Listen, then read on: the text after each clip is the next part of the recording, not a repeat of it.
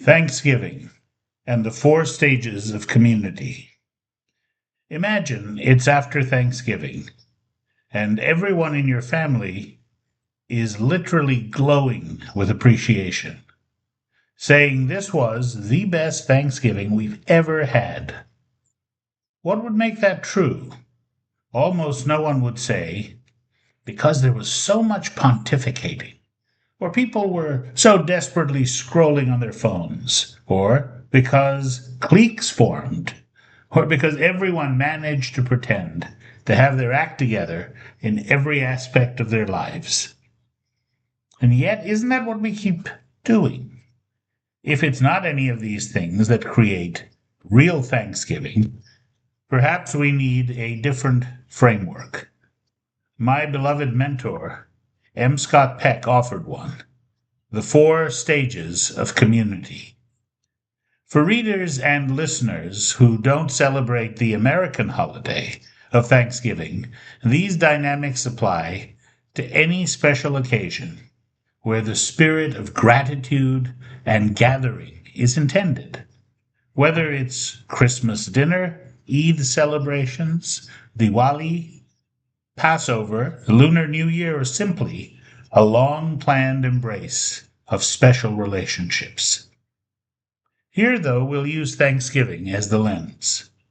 So, this Thanksgiving, what if we stopped manufacturing celebration and instead trusted the process that leads to it? Come, let's take a look together. The tensing. Picture this: you're at the Thanksgiving table. Aunt Barbara says that thing. Could be political, personal, provocative. The whole room holds its breath. Will this Thanksgiving self destruct? Or will everyone pretend they didn't hear it and pass the cranberry sauce with forced smiles? This is the fork in the road every Thanksgiving, and what happens next reveals whether we're merely performing celebration or actually creating it. Pseudo community, the performance. Most Thanksgiving tables live here, in what Scott Peck called pseudo community.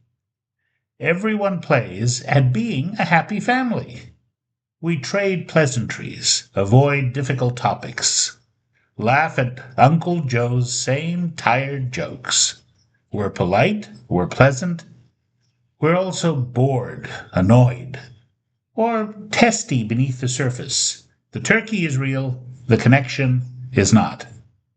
Pseudo community works through pretense, pretending our differences don't exist, pretending we're more similar than we are, pretending last year's wounds have healed just because another year has passed.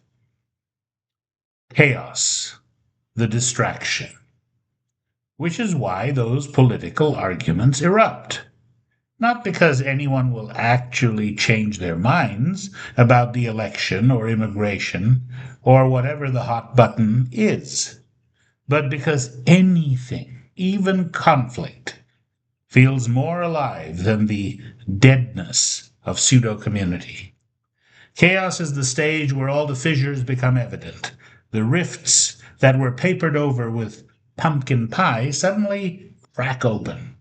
People try to convert each other, heal each other, homogenize each other. The table fractures into camps. Someone storms off, someone else drinks too much. Quiet cliques otherwise solidify or are rediscovered. The togetherness curdles into separate corners of resentment. And here's where too many families either explode or implode by retreating back to pseudo community for another year. Emptiness, the surrender. But there's a third option, though it requires something most of us resist: letting go. Not letting go of ourselves, but letting go of our need to fix, convert, or save everyone else. Scott Peck often quoted Carl Jung: all neurosis is a substitute for legitimate suffering. The legitimate suffering here is this: we cannot make our family be who we wish them to be. We cannot resolve decades of agitation over one dinner. We cannot control how others show up. Accepting is emptiness, not as nihilism, but as opening, a clearing, a surrender to whatever is genuinely trying to emerge, rather than what we're trying to force. It's the hardest stage because it requires us to hold both togetherness and separateness without collapsing one into the other, to stay present without demanding sameness, to remain connected while honoring legitimate differences. Real community, Dr. Peck taught us, is a loving amalgam of togetherness and separateness, celebrating both. This is the distinction between stifling sameness and real connection. This is the work of loving assertiveness, neither withdrawing, passive, nor controlling, aggressive, but staying open and honest even as we transition to and through some discomfort along the way. True community, communion versus consumption. And if we can hang in there, if we can resist the flight back to pseudo-community or the fight of chaos, something shifts. The food becomes communion rather than mere consumption. The wine becomes sacrament rather than sedative. Real community emerges not the pretense of sameness, but the reality of welcoming connection across differences, a prelude to love. And so I open my book with the glorious words of Antoine de Saint-Exupéry: perhaps love is the process of my leading you gently back to yourself. Oh, if only we would. Why not this here? Someone shares something true, someone else listens without needing to fix it. Laughter erupts that isn't performance. Occasionally, silence falls that isn't uncomfortable. It is somehow both festive and somehow healing.